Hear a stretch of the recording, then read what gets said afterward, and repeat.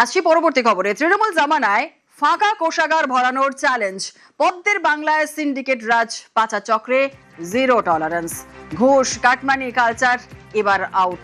আর ঘুষ যেমনটা বলছিলাম আপনাদের, যে ঘুষ কাটমানি কালচার আউট হতেই অল আউট অ্যাকশন।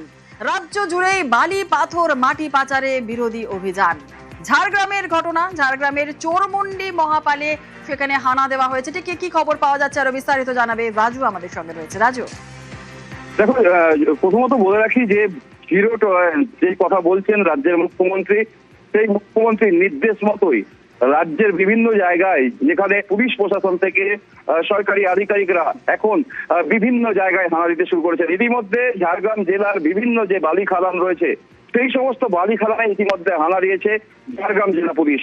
একদিকে যেমন মহাপালে যে সমস্ত বালি খাদান রয়েছে সেই সমস্ত বালি খাদানে বালির খাদান যে রয়েছে তার পাশে নদীর পাশে যে স্টক করা হয়েছে বালি, সেই বালির স্টকে সিও রয়েছে কিনা তা যেমন দেখা হচ্ছে, ঠিক তেমনই আবার বিভিন্ন জায়গায় অবৈধভাবে যে বালি তোলা হতো রাতের অন্ধকারে সেই সমস্ত এলাকায় পুলিশের কড়া নজরদারি রয়েছে। গতকাল রাত থেকে একাধিক জায়গায় পুলিশের তরফ থেকে রেড করা হয়েছে।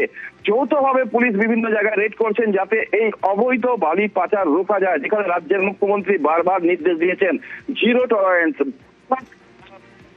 যে দুর্নীতি হতো সেই দুর্নীতি সম্পূর্ণ বন্ধ হবে, সেই দুর্নীতি বন্ধ করতেই পুলিশ প্রশাসনকে হুঁশিয়ারি দেওয়া হয়েছে। সেই মতোই পুলিশের তরফ থেকে বিভিন্ন জায়গায় কড়া পদক্ষেপ নেওয়া হচ্ছে।